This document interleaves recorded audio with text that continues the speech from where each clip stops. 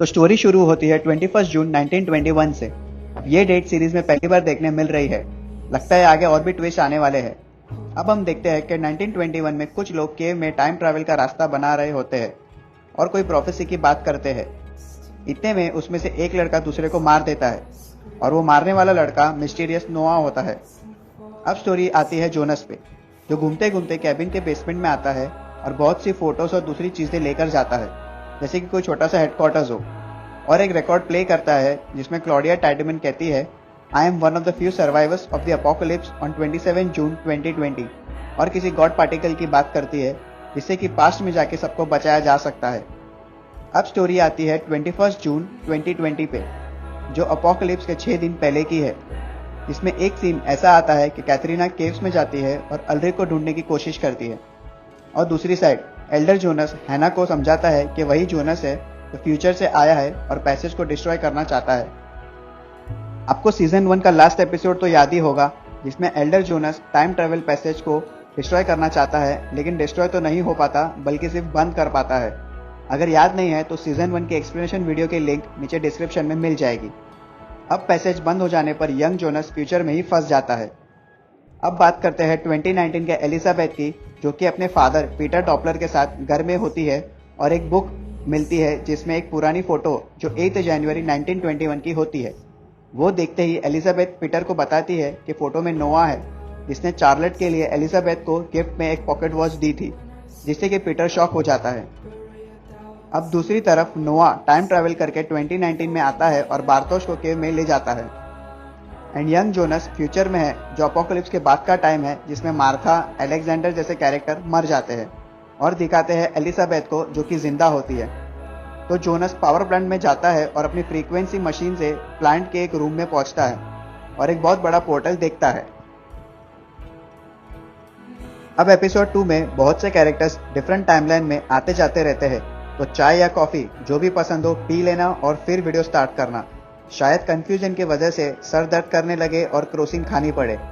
हम देखते हैं कि एल्डर जोनस 2019 में आके हैना से मिलता है और केव्स में ले जाता है, और टाइम मशीन की हेल्प से पोर्टल खोलता है और हैना को कहीं ले जाता है, और वो होता है 1986, जहां हैना मिकाएल को देखती है और रोने लगती है। अब ओल्डर क्लॉडिया 1987 की क्लॉडिया से मिलती है और उसे केव और टाइमलाइन के बारे में समझाती है, और उसे एडम, जो कि सीरीज में एक नया कैरेक्टर है, उसे रोकने को कहती है। लेकिन 1987 की क्लॉडिया को कुछ समझ नहीं आता और सब बाउंसर चला जाता है। अब उस बेचारे की भी क्या गलती। आप लोगों को अल्ड्रिक निल्सन तो याद ही होगा, जो केव्स में टाइम ट्रैवल करके 1953 में चला गया था, और तब के हेल्गे को मारने के वजह से ईगन टाइडमन ने उसे जेल में डाल दिया था। तो अब सालों बाद 1987 में ओल्डर ईगन टाइडमन अल्ड्रिक को मिलने जाते हैं और ओल्ड अल्ड्रिक को मिलते हैं, जिसके लंबे सफेद बाल होते हैं। बाकी एपिसोड में डिफरेंट टाइमलाइंस की छोटी छोटी क्लिप दिखाई जाती है, जैसे 1897 के ओल्डर ईगन टाइडमन मैट्स निल्सन को ढूंढने में लग जाते हैं, यंग जोनस फ्यूचर में पोर्टल में काम करता है, और चार्लेट अपने ग्रैंडफादर की फोटो देखने लगती है, जो कि होते हैं एच.जी. टेनहॉस। एंड एपिसोड के एंड में फ्यूचर जोनस पावर प्लांट के पोर्टल में चला जाता है। एपिसोड 3 में देखने मिलता है कि यंग हेल्गे 1986 में नोआ से बेसमेंट में मिलता है, जो कि यंग जोनस से स्विच होकर 1953 से 1986 में आता है, और यंग जोनस 1986 से फ्यूचर में चला जाता है, जो कि होता है सीजन 1 का एंडिंग वाला सीन। अगर आपने सीजन 1 का एक्सप्लेनेशन वीडियो नहीं देखा तो लिंक डिस्क्रिप्शन में है। फिर नोआ यंग हेल्गे को अपनी टाइम मशीन में बिठाता है और सडनली यंग हेल्गे 1954 में अपने घर पहुंच जाता है। आगे पता चलता है कि 1987 की क्लॉडिया को अपने लॉन में खुदाई करने से टाइम मशीन मिलती है, जो कि ओल्डर क्लॉडिया ने पास्ट में जाके छुपा दी होती है। फिर क्लॉडिया एच.जी. टेनहॉस को मिलने जाती है, जिसने टाइम मशीन बनाई होती है और a journey through time name की बुक लिखी होती है। फिर एच.जी. टेनहॉस क्लॉडिया को बूटस्ट्रैप पैराडॉक्स के बारे में समझाते हैं, जिसमें कोई भी आर्टिफैक्ट या इंफॉर्मेशन को फ्यूचर से पास्ट में लाया जाता है, जिससे कि वो आर्टिफैक्ट एग्जिस्ट तो करता है, लेकिन इसका ओरिजिन क्या है वो पता नहीं चलता। फॉर एग्जाम्पल वो बुक जो कि एच.जी. टेनहॉस के लिखने से पहले ही उसके पास फ्यूचर से आ जाती है, जिससे पता नहीं चलता कि बुक कौन से टाइमलाइन की है। दूसरी साइड 1987 के ईगन टाइडमन पास्ट में आए अल्ड्रिक निल्सन को और मिकाएल के बारे में रिसर्च करते हैं और इनके कनेक्शन का क्लू जानने की कोशिश करते हैं। आगे देखने से पता चलता है कि अल्रिक के ग्रैंड मदर एग्नेस और नोआ रिलेशन में ब्रदर सिस्टर है और किसी डायरी के मिसिंग पेजेस की बात करते हैं और एग्नेस कहती है कि वो पेजेस के बारे में जानती है और नोआ से डिमांड करती है कि वो एडम, जो कि एक नया कैरेक्टर है, उसको रिक्वेस्ट करे एग्नेस को उसकी टीम में शामिल करने की। अब आता है और एक ट्विस्ट, जहां ओल्ड ईगन टाइडमन ओल्ड अल्रिक नेल्सन को मिलने जाता है, उसे यंग मिकेल की फोटो दिखाता है, जिसे देखकर अल्रिक शॉक हो जाता है और ओल्ड ईगन पे गुस्सा करने लगता है। अब गुस्सा तो आएगा ही, जिसे ढूंढने के लिए 66 ईयर्स पीछे चले जाने वाले अल्रिक वही अटक जाए और 33 ईयर्स बाद बुढ़ापे में अपने बेटे की फोटो देखे तो गुस्सा तो आएगा ही, ये तो समझने वाली बात है। अब नोआ ओल्ड क्लॉडिया को फॉरेस्ट में मिलता है और उसे बताता है कि एग्नेस ने क्लॉडिया के बारे में सब बता दिया है और उसे धोखा दिया है, लेकिन ओल्ड क्लॉडिया हंसती है और कहती है मैंने मेरा काम कर दिया है। इतने में नोआ उसे मार देता है, लेकिन ऐसा क्या काम कर दिया होता है ओल्ड क्लॉडिया ने। एपिसोड 4 के स्टार्ट में हम देखते हैं कि यंग जोनस टाइम ट्रैवल करके 1921 में चला जाता है और वहां यंग नोआ से मिलता है। जोनस वहां केव से टाइम ट्रैवल करने जाता है, लेकिन देखता है कि केव का पोर्टल इनकम्प्लीट है और अभी तक पूरी तरह से कंस्ट्रक्ट नहीं हुआ है, जैसे कि मैंने वीडियो के स्टार्ट में बताया था।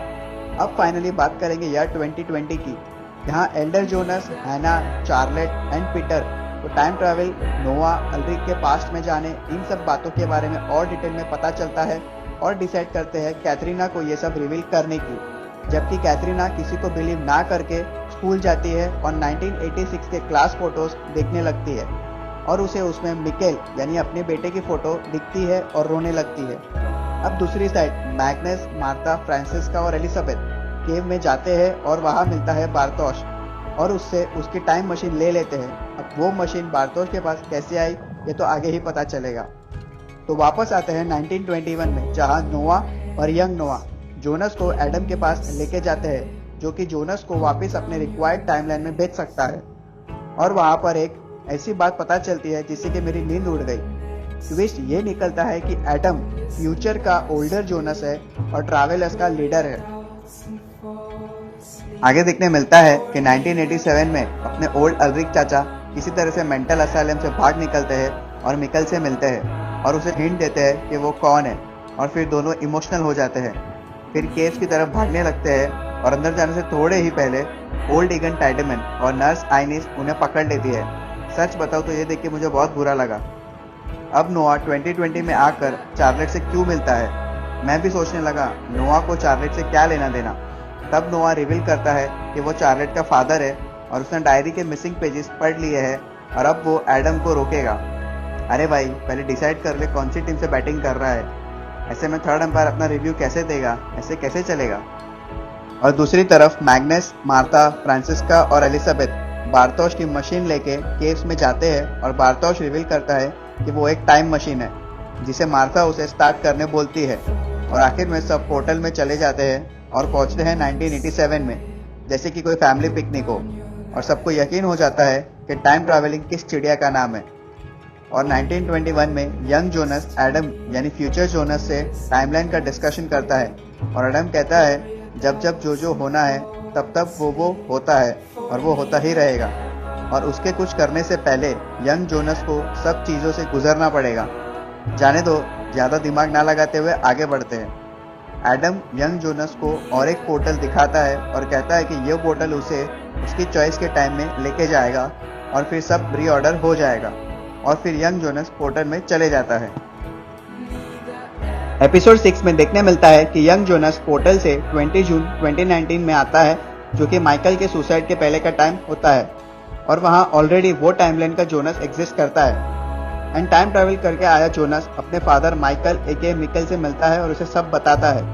तब पता चलता है कि यंग मिकेल को केस में ले जाने वाला कोई और नहीं बल्कि यंग जोनस ही होता है, और यंग जोनस का माइकल से मिलना, उसे सुसाइड और लेटर के बारे में बताना और फिर माइकल का वो सब चीजें करना टाइम लूप का एक पार्ट होता है। अब वहां आती है ओल्डर क्लॉडिया टाइडमन।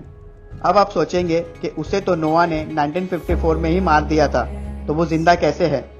तो मैं क्लियर कर दूं कि क्लॉडिया भी नोआ, एल्डर जोनस की तरह डिफरेंट टाइमलाइंस में आती जाती रहती है और किसी एक टाइमलाइन से आई होगी, और फिर जोनस को बताती है कि ये सब एडम का प्लान था।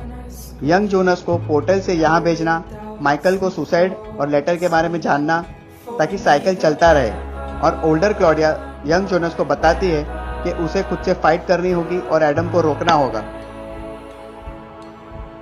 एपिसोड 7 के स्टार्ट 26 जून 1954 से होता है, जहां ईगन टाइडमन को ओल्डर क्लॉडिया की डेड बॉडी मिलती है और दूसरी तरफ हैना एल्डर जोनस की टाइम मशीन लेकर 2020 से 1954 में जाती है और अल्रिक को मिलती है। अब 2020 में कैथरीना, पीटर, चार्लट सबको केव्स, टाइम मशीन और टाइम ट्रैवल के बारे में पता चल जाता है। 1987 में क्लॉडिया अपने फादर ओल्डर ईगन टाइडमन को घर ले जाती है, जब ईगन अल्रिक, मिक्केल और केव्स के बारे में सोचता रहता है, और कुछ देर बाद वो समझ जाता है कि क्लॉडिया भी इन सब में शामिल है और केव्स में टाइम ट्रैवलिंग पोर्टल है, जिससे ईगन पुलिस स्टेशन कॉल करता है और केव्स को सर्च करने की बात करने वाला होता है। उतने में क्लॉडिया उसे रोकती है और एक्सीडेंटली ईगन को सर पे चोट लग जाती है और क्लॉडिया समझ जाती है कि ईगन को मरना होगा, क्योंकि ऐसा ही टाइम लूप में होना चाहिए। अब क्लॉडिया अपने घर जाती है और वहां आता है यंग जोनस और क्लॉडिया को अपने साथ चलने को कहता है। अब हम आते हैं सीजन के लास्ट एपिसोड यानी 8th एपिसोड में। जैसे कि हमें पहले एपिसोड में देखने मिलता है कि नोआ अब एडम को रोकने लगता है, लेकिन वो इतना इजी नहीं होता, क्योंकि एडम इस गेम का सबसे पुराना खिलाड़ी है। तब जब नोआ उसे मारने की कोशिश करता है, वहां एग्नेस आती है जो नोआ को मार देती है। अब 27 जून 2020 में क्लॉसन, जो कि एक पुलिस ऑफिसर है, पावर प्लांट में जाता है और वहां छुपे हुए न्यूक्लियर ड्रम को खोलने बोलता है।